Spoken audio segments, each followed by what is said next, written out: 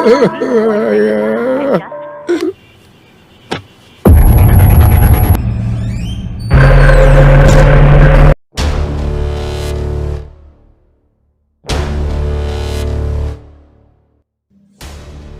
pecinta movie, selamat datang kembali di channel Gamma.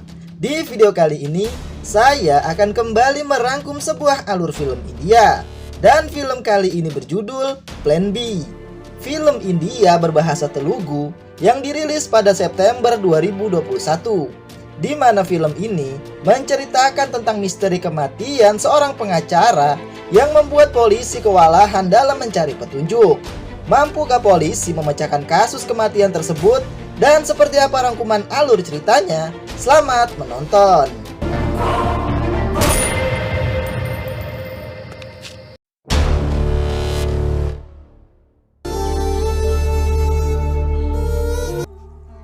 Film ini dimulai dengan seorang wanita yang sedang menangis di meja makan bernama Jyoti. Jyoti adalah istri dari seorang pengacara bernama Viswa. Hari itu Viswa mengatakan kepada Jyoti kalau ia akan pergi keluar kota untuk pekerjaan dan akan kembali dalam 2 atau 3 hari ke depan. Tetapi Jyoti terlihat tidak terlalu peduli dan terlihat cemas saat Viswa keluar dari rumah.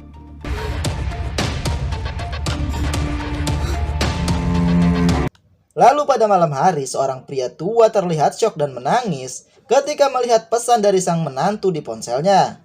Pria tua itu pun mencoba menelpon putranya, tetapi nomor sang putra tidak aktif. Karena panik, ia pun langsung pergi ke rumah sang anak, tetapi rumahnya terkunci. Karena bingung, ia pun lalu pergi ke kantor polisi untuk melapor dan menunjukkan pesan di ponselnya. Polisi yang bertugas malam itu adalah subinspektur bernama Fisrut. Ternyata, pesan yang membuat pria tua itu syok dan panik adalah foto putranya yaitu Viswa, suami Jyoti, yang mati tertembak. Ayah Viswa pun mengatakan jika pria di foto tersebut adalah putranya. Dan yang mengirim foto tersebut adalah menantunya, Jyoti. Melihat itu Fisrut bersama ayah Viswa dan polisi langsung pergi ke rumah Viswa dan mendobrak masuk. Saat masuk, mereka pun menemukan pistol dan ponsel Jyoti di atas meja. Tetapi mayat Viswa tidak ada di sana. Bawahan Fisrut merasa ada yang aneh, karena jika Jyoti adalah pelakunya, mana mungkin ia meninggalkan barang bukti di rumah untuk ditemukan polisi. Tetapi Fisrut tidak berpikir seperti itu. Ia merasa jika ini adalah rencana untuk menyesatkan polisi dalam penyelidikan. Malam itu juga polisi mencari dan menangkap Jyoti, lalu membawanya ke kantor untuk diinterogasi. Polisi yang menginterogasi Jyoti adalah kepala inspektur bernama Sena. Sena pun langsung bertanya, di mana mayat Viswa? Namun Jyoti mengatakan kalau ia tidak tahu apa yang terjadi. Sena pun bertanya, kalau memang bukan Jyoti pelakunya, bagaimana senjata bisa masuk ke dalam keadaan rumah yang terkunci, dan siapa lagi yang dapat mengirim foto dari ponsel Jyoti? Jyoti lalu menceritakan yang terjadi kemarin, di mana ia menulis surat untuk suaminya. Di dalam surat itu, Jyoti mengatakan kalau ia akan pergi meninggalkan Viswa. Jyoti tidak ingin Viswa menderita hidup bersamanya, karena pernikahan ini adalah keinginan orang tua Jyoti. Walaupun sudah menikah dan hidup bersama, Jyoti tetap tidak bisa mencintai Viswa, karena ia masih mencintai mantan kekasihnya. Tetapi sebelum Jyoti pergi dan meninggalkan suratnya di meja, Jyoti tidak menemukan ponselnya. Dan justru, ia menemukan ponsel Viswa yang sedang dicas di atas meja dalam keadaan mati. Mendengar pernyataan Jyoti, Sena pun berpikir untuk mengetahui cerita Jyoti benar atau tidak, mereka hanya perlu melacak GPS ponsel Jyoti. Lalu Sena pun keluar dari ruangan dan bertanya pada Fisrut, apakah ponsel yang ditemukan di TKP adalah milik Jyoti? Dan Fisrut mengatakan iya, itu adalah ponsel milik Jyoti. Tetapi sidik jari Jyoti hanya ditemukan di ponselnya saja, sedangkan di pistol tidak ditemukan sidik jari. Tetapi bekas darah yang ditemukan di pistol dan di tombol kunci ponsel Jyoti adalah milik orang yang sama. Dan untuk mengetahui bekas darah tersebut milik siapa, mereka perlu menemukan mayat Viswa. Sena lalu menginstruksikan kepada Fisrud untuk lebih dulu melacak GPS ponsel Jyoti untuk mengetahui cerita Jyoti benar atau tidak. Lalu scene pun berpindah ke seorang wanita bernama Avantika yang baru pulang dari ritual membuang abu mendiang ayahnya di sungai di luar kota. Saat di rumah, seorang pria datang untuk menagih biaya catering di acara hari ke-10 ayah Avantika. Saat Avantika masuk ke kamar untuk mengambil uang, ia pun menemukan lemarinya sudah dibobol dan uangnya sudah hilang dari lemari. Avantika yang panik pun langsung menghubungi polisi.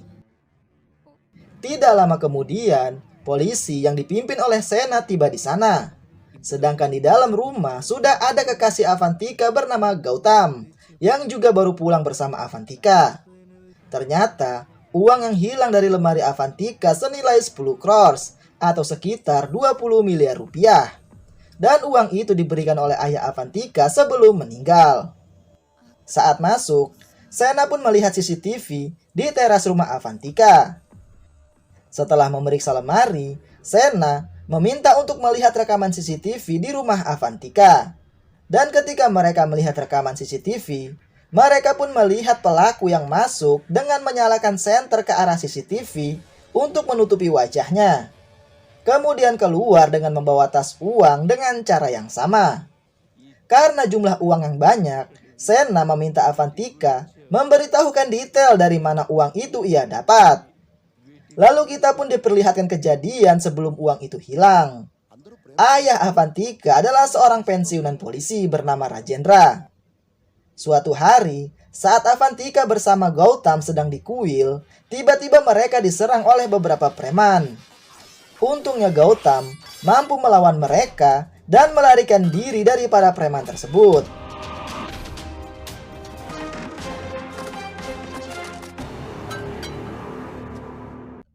Ternyata orang yang memerintahkan penyerangan itu adalah Saddam, seorang makelar tanah yang sedang mengincar tanah milik Rajendra.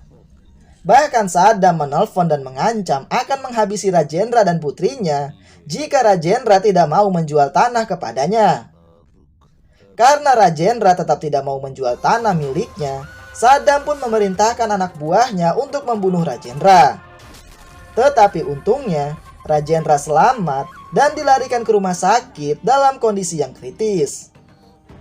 Rajendra lalu menyuruh Avantika ke rumah sakit dengan membawa surat-surat tanah miliknya. Lalu Rajendra menghubungi pengacaranya, dan ternyata pengacaranya adalah Viswa. Rajendra lalu memberitahukan Viswa apa yang terjadi padanya.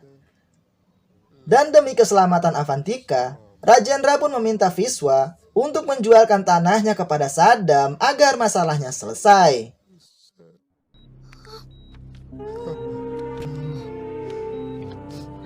Viswa lalu membawa surat-surat tanah tersebut kepada Saddam, dan Saddam membayarnya dengan jumlah 10 crores. Viswa kemudian menyerahkan uang tersebut kepada Avantika. Saat Avantika kembali ke rumah sakit, perawat mengatakan jika kondisi Rajendra semakin kritis. Sebelum meninggal, Rajendra memberikan uang tersebut kepada Avantika untuk keperluannya kelak. Setelah itu ayahnya pun meninggal, dan uang itu hilang setelah ia kembali dari membuang abu ayahnya di luar kota. Setelah mendengarkan pernyataan Avantika, Sena menyimpulkan jika yang mengetahui tentang uang tersebut hanyalah Avantika dan Viswa. Sebelum pergi, Sena mengatakan kalau ia akan segera menangkap pencurinya. Tetapi sebelum itu, Sena meminta Avantika untuk mengajukan keluhan tertulis kepada Gautam di kantor polisi. Tetapi Avantika tidak bisa melakukan itu karena pesan sang ayah yang melarangnya. Dan Sena pun terlihat kesal dengan hal tersebut.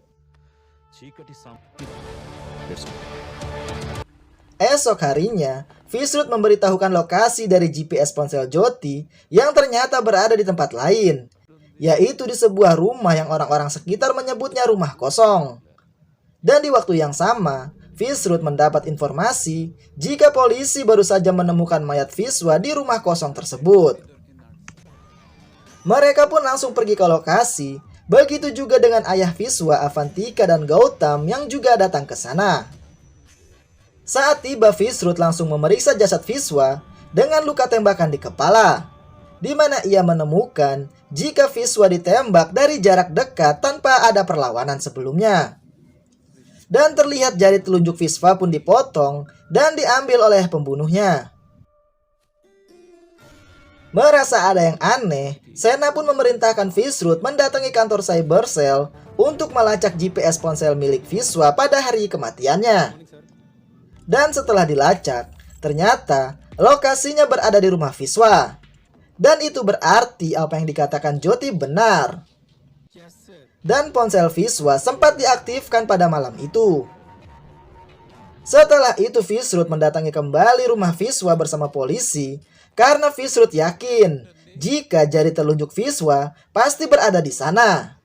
Dan benar saja, setelah dicari, mereka pun menemukan jari telunjuk Viswa di halaman rumah.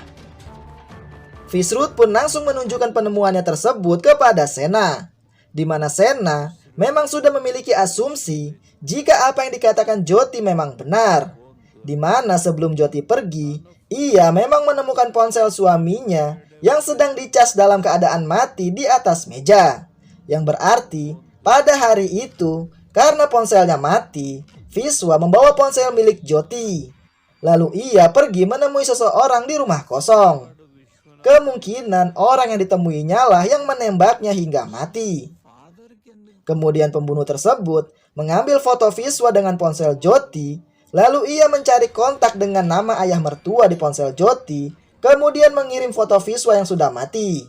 Dan kemungkinan alasan ia mengirim foto tersebut ke ayah Viswa adalah untuk mengalihkan kasus pembunuhan tersebut ke istri Viswa.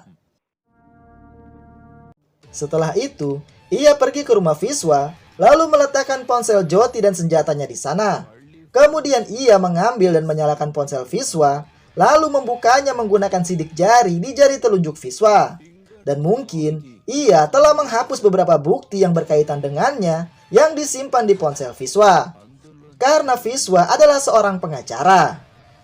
Kemudian ia kembali mematikan ponsel Viswa, lalu keluar dan membuang sidik jari Viswa yang sudah tidak dibutuhkan di halaman rumah Viswa. Lalu ia pun pergi. Tetapi Sena tidak mengatakan kalau Jyoti tidak ada hubungannya dengan kasus ini, karena mungkin saja Jyoti yang memerintahkan pembunuhannya. Sir, Viswanath phone lo delete and video.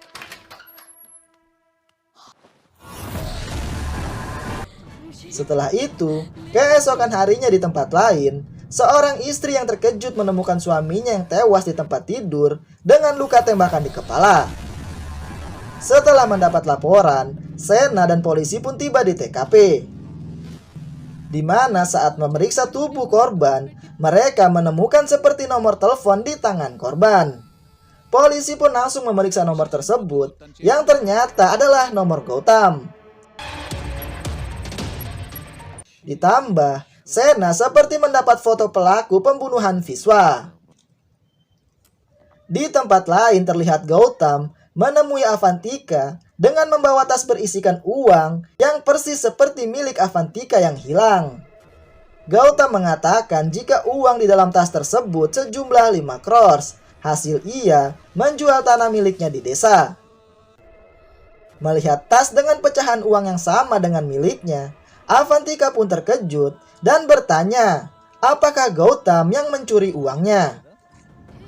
Mendengar itu Gautam pun terkejut karena ia tidak menyangka jika tas dan uang yang ia bawa adalah milik Avantika yang hilang. Gautam yang marah dengan kebodohannya sendiri, ia pun lalu menampar Avantika. Tetapi saat ia ingin memukul Avantika dengan vas bunga, polisi lebih dulu tiba di sana dan menembak lengan Gautam. Gautam pun lalu dibawa ke kantor untuk diinterogasi di sana. Di mana Sena lalu melemparkan beberapa foto saat Gautam membunuh Viswa di rumah kosong. Yang membuat Gautam terkejut dan panik karena sudah tidak bisa mengelak lagi. Lalu kita pun diperlihatkan kejadian yang sebenarnya saat Gautam menemui sepupunya yang bernama Rishi di sebuah kafe. Dan Rishi adalah korban yang tewas tertembak di tempat tidur. Dan ternyata Pelaku yang mencuri uang milik Avantika adalah tangan kanan Saddam bernama Saru.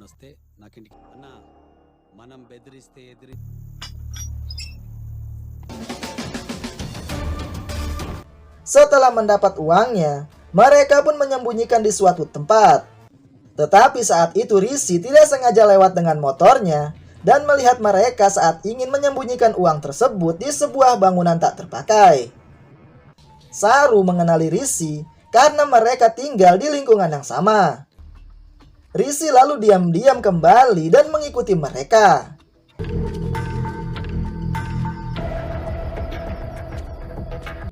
Saat mereka pergi dari sana, Rishi lalu mengambil uang tersebut. Esok harinya, saat mereka kembali untuk mengambil uang, ternyata uangnya sudah tidak ada di sana. Saru pun yakin jika yang mencuri uang tersebut adalah Rishi, karena hanya ia yang melihat mereka saat itu. Saru lalu mendatangi Rishi yang sedang bermain basket, dan ia menyuruh Rishi untuk mengembalikan uangnya. Karena jika tidak, Saru mengancam akan menghabisi Rishi dan juga istrinya. Lalu Saru meninggalkan nomor teleponnya kepada Rishi dan memberikan Rishi waktu 1 hari untuk mengembalikan uangnya. Rishi sebenarnya ingin mengembalikan uang tersebut, tetapi saat ia menelpon Saru, nomor Saru tidak aktif. Rishi yang takut dengan ancaman Saru, lalu memanggil Gautam untuk menemaninya minum dan meminta bantuan Gautam.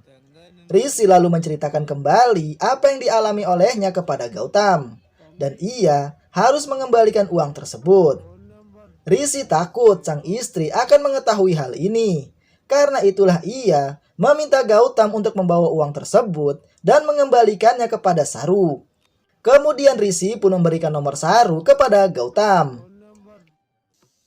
Tetapi Gautam yang serakah justru memikirkan rencana jahat dan ingin membawa uang tersebut. Karena itulah ia mengambil ponsel Rishi saat Rishi pergi ke toilet. Setelah itu saat Rishi kembali, Gautam langsung mengajak Rishi pulang untuk mengambil uangnya di rumah Rishi.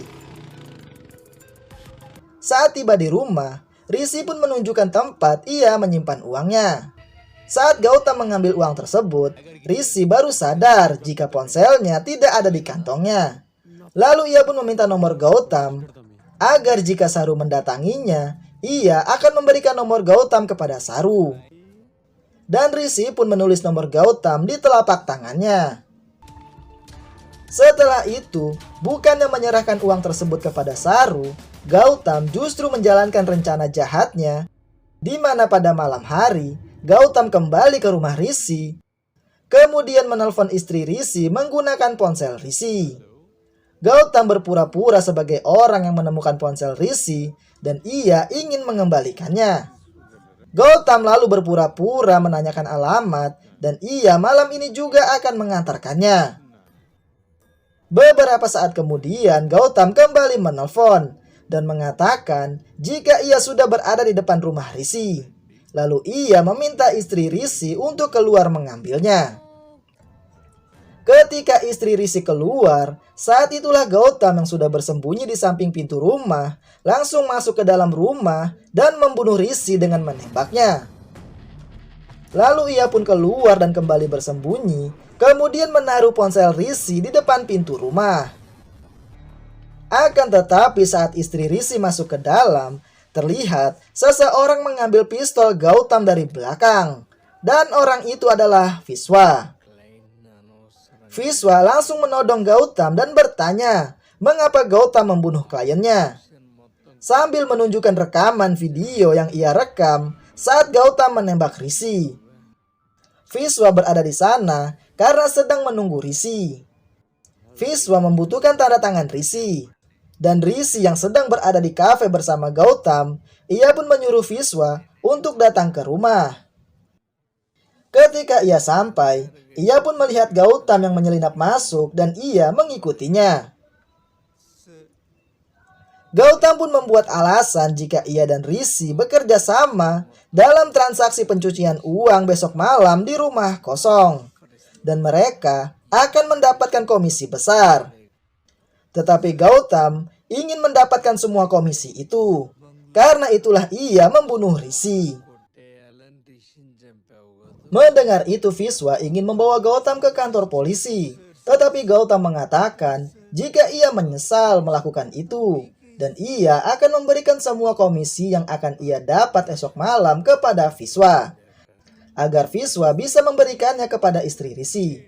Mendengar itu, Vishwa pun berencana setelah ia memberikan semua komisinya kepada istri Rishi, barulah ia menangkap Gautam dan menyerahkannya pada polisi. Esok malamnya, Vishwa pun bertemu dengan Gautam di rumah kosong. Sebenarnya itu adalah rencana Gautam untuk membunuh Vishwa dan menghapus video di ponselnya. Tetapi saat Vishwa mengatakan jika ia salah membawa ponsel sang istri, Gautam pun terlihat kesal. Setelah itu Vishwa mengatakan kalau ia ingin pergi untuk buang air kecil. Setelah Vishwa pergi, Gautam pun mengeluarkan pistolnya untuk menembak Vishwa. Tetapi saat Gautam sedang mencari keberadaan Vishwa, tiba-tiba terdengar suara tembakan. Dan ternyata Vishwa sudah lebih dulu dibunuh oleh orang lain. Melihat Vishwa yang sudah mati, Gautam tidak terlalu peduli karena ia pun menginginkan kematian Vishwa. Gautam lalu mengambil ponsel istri Vishwa, kemudian mengambil gambar dan mengirimkan foto tersebut ke ayah Vishwa untuk menjadikan istri Vishwa sebagai tersangka utama. Kemudian ia mengambil kunci rumah dan memutus jari telunjuk Vishwa untuk membuka kunci ponsel. Setelah itu Gautam mendatangi rumah Vishwa, di mana Jyoti, istri Vishwa, sudah pergi dari sana. Saat masuk, Gautam lalu menaruh pistol dan ponsel Jyoti di meja, kemudian mengambil ponsel Vishwa. Tetapi saat Gautam membuka kunci ponsel dengan jari telunjuk Vishwa, ternyata tidak cocok. Gautam pun terlihat bingung, karena ketika di rumah Rishi, ia melihat Vishwa membuka ponselnya dengan jari telunjuknya. Gautam lalu membawa ponsel tersebut dan juga surat Jyoti, lalu keluar dari sana dan membuang jari Vishwa kemudian pergi. Gautam pun menceritakan itu kepada Sena, yang membuat Sena bingung siapa yang membunuh Vishwa, karena ia tidak meninggalkan petunjuk apapun.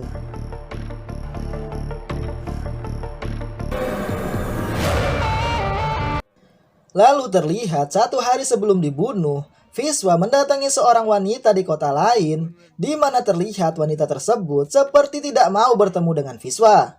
Tiba-tiba Vishwa mengatakan jika dia bukanlah suaminya. Ternyata Vishwa memiliki kembaran yang wajahnya mirip seperti suami wanita tersebut. Vishwa lalu memperkenalkan diri dan menceritakan mengapa ia memiliki kembaran. Vishwa adalah putra dari seorang dokter spesialis kebidanan yang tinggal di sebuah desa.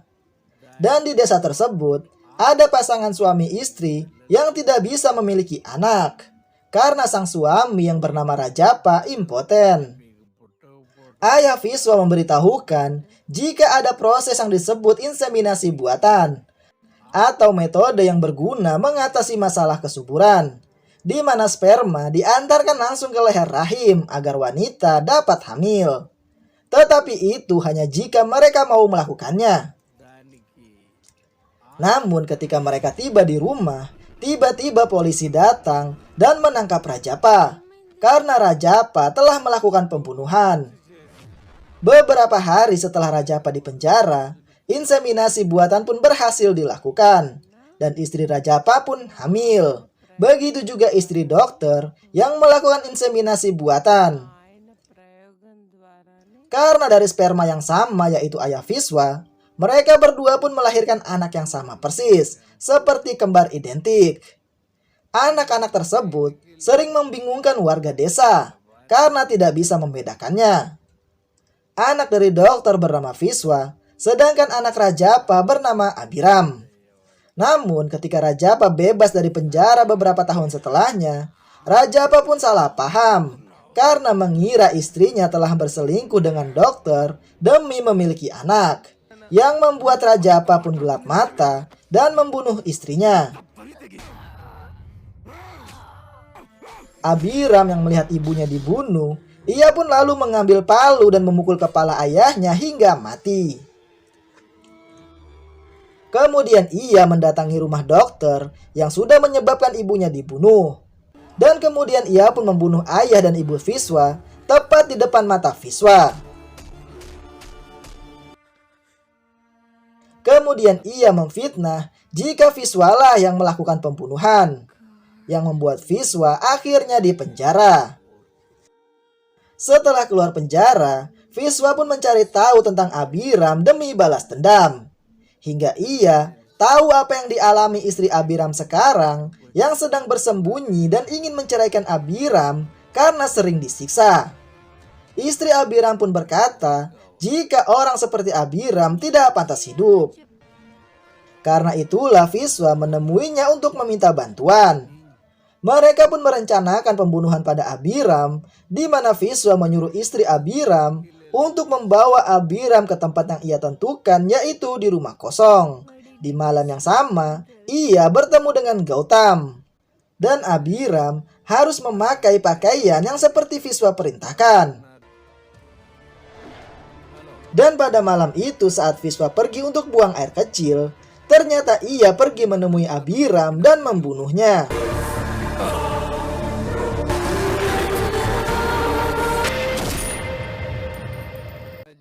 Setelah membunuh Abiram, Vishwa mengambil identitas Abiram, sehingga orang-orang mengira jika yang mati adalah Vishwa.